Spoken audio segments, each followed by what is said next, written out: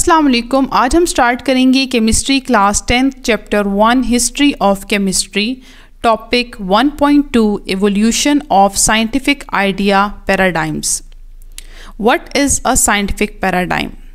Scientific paradigm हम उन ideas, methods या रूल्स को कहते हैं जिसको साइंटिस्ट फॉलो करते हैं नेचुरल वर्ल्ड में जो चीज़ हो रही है उसको एक्सप्लेन करने में या नॉलेज को स्टडी करने में या शेयर करने में।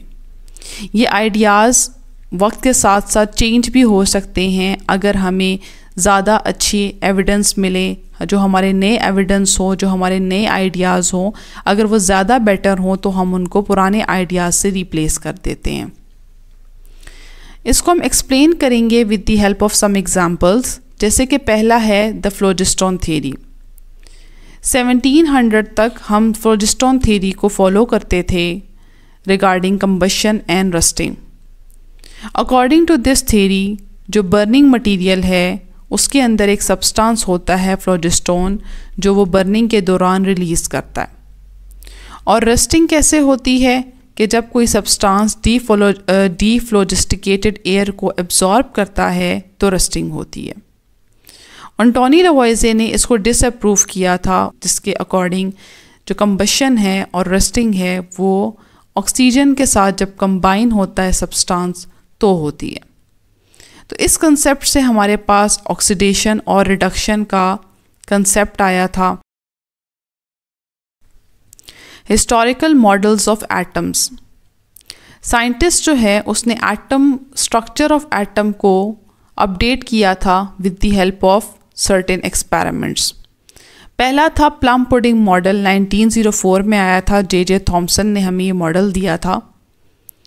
अकॉर्डिंग टू जे थॉम्सन जो एटम का स्ट्रक्चर है वो एक पुडिंग की तरह है।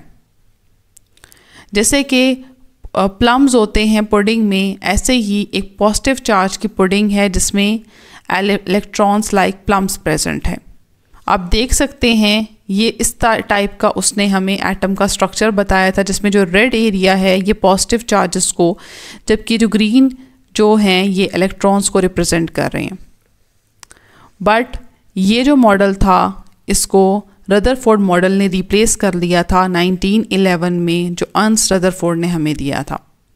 उसने गोल्ड फॉयल एक्सपेरिमेंट किया जिसके अकॉर्डिंग उसको पता लगा कि एटम में एक पॉजिटिवली चार्ज न्यूक्लियस है जो दरमियान में प्रेजेंट है और इलेक्ट्रॉन्स उसको सराउंड कर रहे हैं। फिर बोहर मॉडल आया और उसने हमें एनर्जी लेवल का कंसेप्ट दिया, क्वांटम मॉडल का कंसेप्ट दिया और इसको अभी भी हम फॉलो कर रहे हैं। The periodic table. पहले हमें मेंडलीफ ने 1869 में पीरियोडिक टेबल दिया और उसने एलिमेंट्स को अकॉर्डिंग टू एटॉमिक मासेस जो था वो अरेंज किया और प्रिडिक्ट किया अनडिस्कवर्ड एलिमेंट को। बट फिर जब एटम का स्ट्रक्चर डिस्कवर हुआ, एटॉमिक नंबर का कंसेप्ट आया, तो उसने जो मॉडर्न पीरियोडिक टेबल था उसको दोबारा बनाया गया एटॉमिक नंबर की बेसिस पे। एटॉमिक नंबर की बेसिस पे और इलेक्ट्रॉनिक कॉन्फ़िगरेशन की बेसिस पे एटम्स को अरेंज किया गया, क्योंकि ये हमें एक्सप्लेन करता था कि एटम का जो केमिकल बिहेवियर है वो किस तरह एक ख़ास पैटर्न में आ रहा है। Thank you so much. अल्लाह हाफिज़।